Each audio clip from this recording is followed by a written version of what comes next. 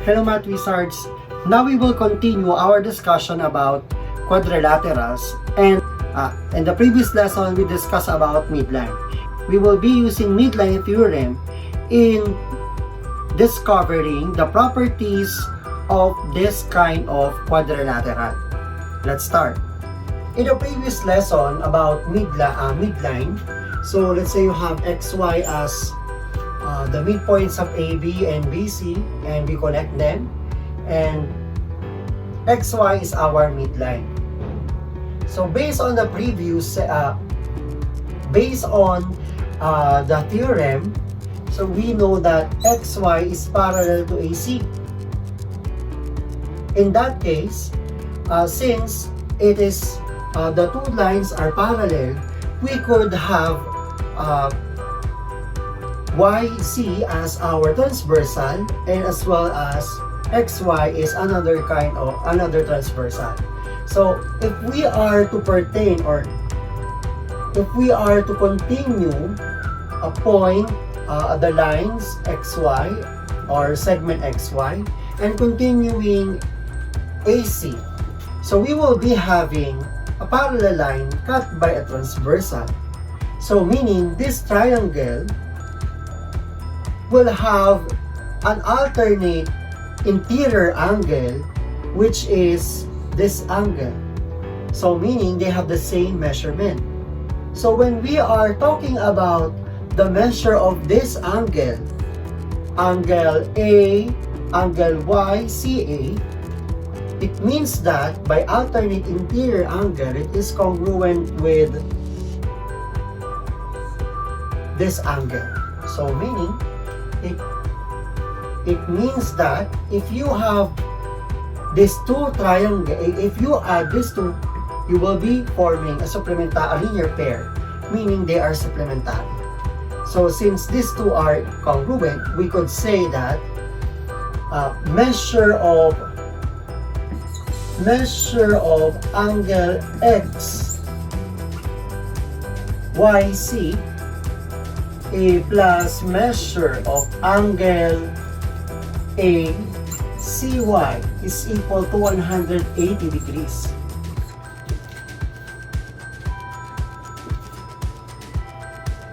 When we are talking about this side of the triangle, so let's say you extend the midline and the third side. Again, the same as what we have in the other side, we could have two alternate interior angles which are congruent since they are parallel. So meaning, these two will form a linear pair and they have the same measure with the one in the upper side of the parallel line. So therefore, we could say that measure of angle CAX plus measure of angle AXY is equal to 180 degrees, or meaning they are supplementary.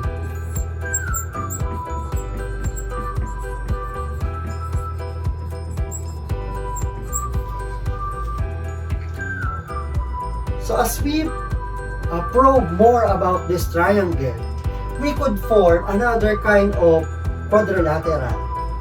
So if we are to erase this part of the triangle and this one, we will form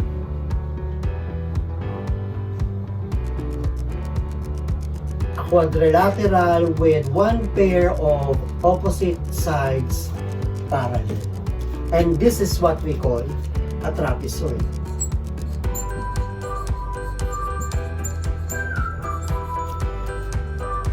So in a trapezoid, there are a parallel line and two sides that are not parallel.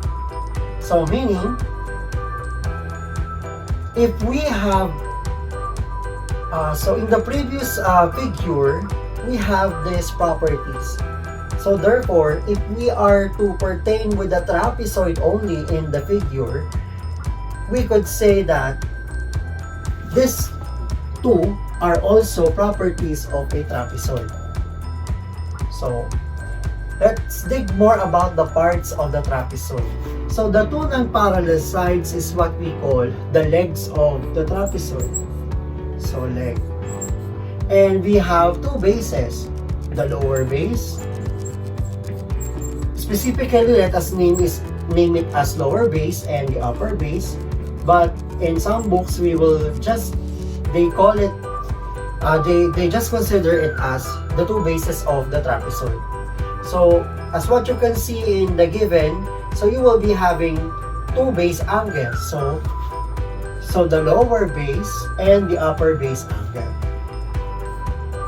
So what can you say about the the consecutive angles of the non-parallel sides form a supplementary angle? So meaning, so this angle plus this angle is supplementary, is equal to 180, and angle Y and angle C are supplementary.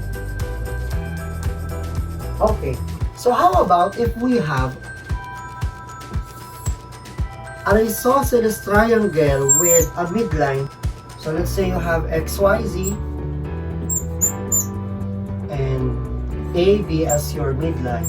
If it is an isosceles triangle, when you have the base angles of an isosceles triangle, they are congruent. So meaning, if these two are congruent, these two are supplementary, and the base angles upper and lower base will be congruent. So now you will have ABZX as an isosceles trapezoid.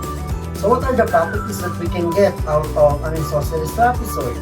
In terms of angles, we could say that upper and lower supplementary, and base angles are congruent. Measure of angle B plus measure of angle Z is equal to 180 degrees, and measure of angle A plus measure of angle X is equal to 180 degrees.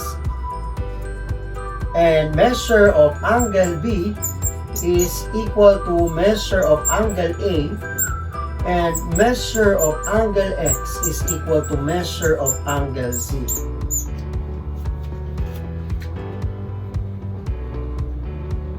In terms of sides,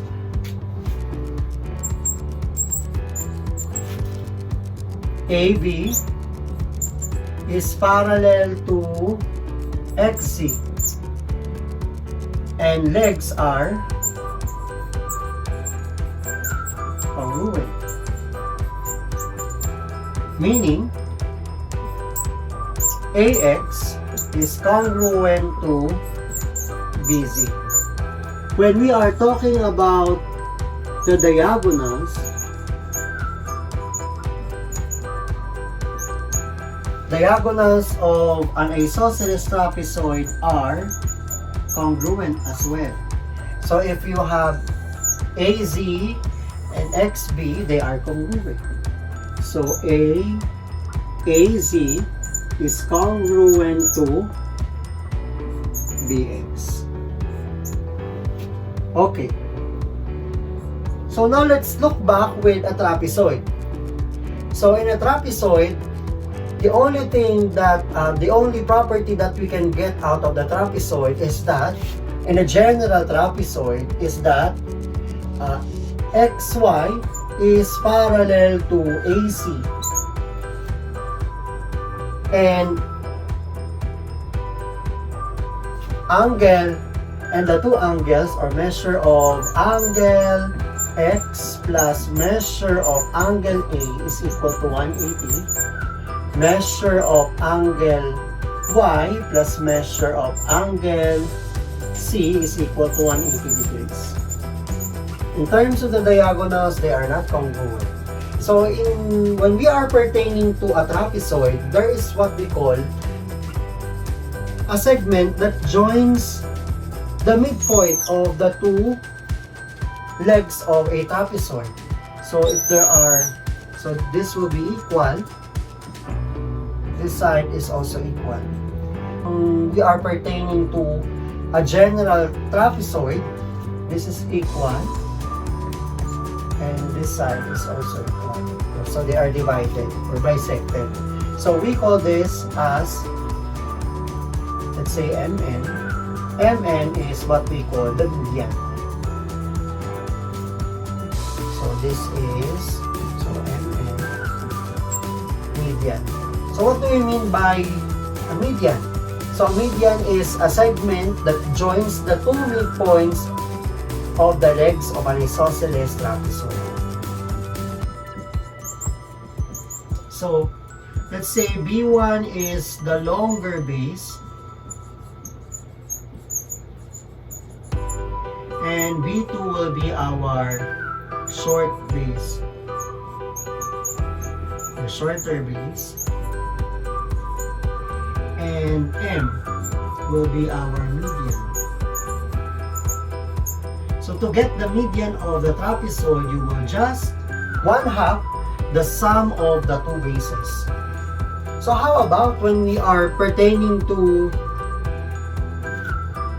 the segment that joins these 2 points of the diagonal? So let's say XY.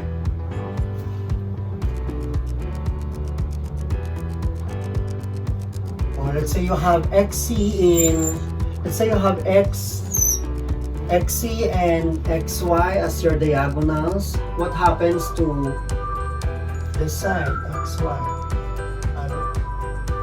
Let's say PQ. Okay, to get the measure of those line between that joins the point between the diagonals, the two diagonals of a trapezoid, that is M is equal to the longer minus the shorter base all over 2. So the short segment, the segment between the two diagonals. Okay. So aside from that, when we have an isosceles trapezoid and it has a median in between, there is a median in an isosceles trapezoid, the diagonals are bisected, meaning AY is congruent to XZ and X prime, let's say prime, because we have 2 letters for X, so equal, and they are also equal. Let's apply the properties of a trapezoid in computing or in determining the different quantities or parts of a given trapezoid. Let's apply the properties of a trapezoid in the following problems. So number 1, so we will need to find the missing value of the trapezoids below. So number 1, JKLM, we need to find measure of angle K and measure of angle M. Okay, so to get the measure of angle M, since J and M are supplementary, we'll just subtract measure of angle M is equal to 180 minus 87, and that is equal to measure of angle M is equal to 93. 180 minus 87 is equal to 93. So 93 degrees. So let's have angle L to get measure of angle K. So measure of angle K is equal to 180 minus 51, or just get the supplement of the given angle. So 180 minus 51 is 129 degrees. So 129 degrees. Number 2. So find the measure of angle R. Since these two are supplementary, so we will just add measure of angle Q plus measure of angle R is equal to 180 degrees. So we will just substitute the quantities. So 12x plus 3 plus 7x minus 13 is equal to 180 degrees. So for K, so for X, so that is 12 plus 7 is 19x minus 10 is equal to 180. 19x is equal to 180 plus 10. So 19x is equal to 190. Divide both sides by 19. So that is equal to x is equal to 10. So x is equal to 10. So substitute to get the measure of angle R, which is measure of angle R is equal to 7x minus 13. So 7 times 10 minus 13. So 70 minus 13. So 70 minus 13 is 57 degrees. Therefore, 57 degrees is the measure of angle R. Number 3, we are to find the measure of EF. So in this case, EF is the midline or the median of the given. EF is the median of the given trapezoid. So to get EF, so we will have the formula longer plus the short base, or add the two bases. So base 1 plus base 2 over 2. So EF is equal to 14 plus 26 over 2. So EF is equal to 14 plus 26, that is equal to 40 divided by 2, that is equal to 20. So EF is 20 units. So to get XY is equal to the difference between the two. So we need to have 26 first minus 14 for it to be positive divided by 2. So XY is equal to 26 minus 14 is equal to 12 over 2. So XY is equal to 6. So let's have number 4. For trapezoid PQRS, Y and Z are midpoints of the legs. Find YZ. So YZ is the midpoint, is a median of the trapezoid. Therefore, the relationship is YZ is equal to PQ plus SR over 2. So for the equation to become to make it easier to solve, you will have 2YZ is equal to PQ plus SR. So I just multiply 2 to both sides of the equation. Okay, so let's continue. I will now substitute the quantities given. So for YZ, we will have 5x minus 19 equal to PQ, which is 38, plus SR, which is x plus 14. Continue, I will just substitute. So I will have 10x minus 38 is equal to 38 plus 14. I will have 52 plus x.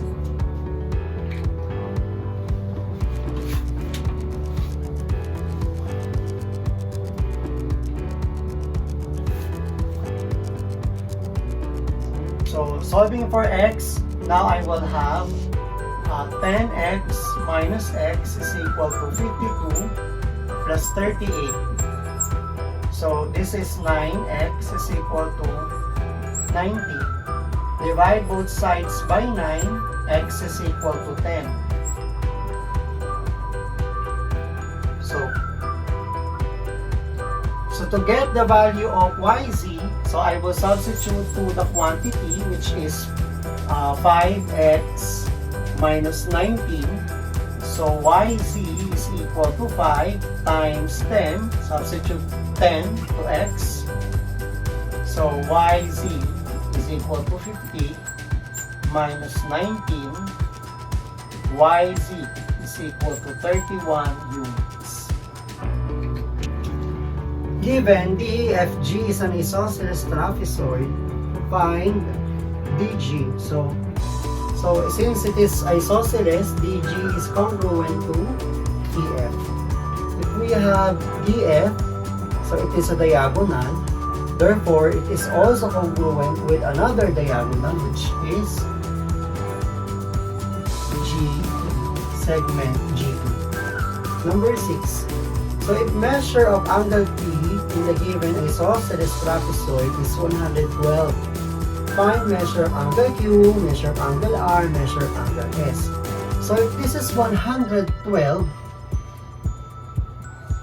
so the upper base angle is also 112. In terms of on the lower on the consecutive angle on the lower part or lower base angle of angle P, so the lower base angle will be S. Those are supplementary, so we will just get the supplement of 112, which is 68. Therefore, since it is also equal with the other lower base angle, so this one, angle R is also 68. So measure of Q is 112 degrees, measure of R is 68 degrees, and measure of S is 68 degrees. If M and OP is an isosceles trapezoid, MP is 16x minus 13, PN is 5y plus 19, NO is 9x plus 8, and MO is 12y minus 37. Find x and y. So, to get the value of x and y, PN, let's have first the variable x. So, MP in relation with NO, they are congruent. Therefore, MP is equal to NO. So I will just substitute the quantities for MP, which is 16x minus 13, equal to NO, which is 9x plus 8, and solve for x. So 16x minus 9x is equal to 8 plus 13. So combining 16 minus 9, you will get 7x is equal to 21. X is equal to, so dividing both sides by 7, x is equal to 21 over 7 is 3. So x is equal to 3. Continue. So in terms of y, we have PN, which is a diagonal, the same with MO, which is also a diagonal. So in an isosceles trapezoid, diagonals are congruent. Therefore, we will just equate PN is equal to MO.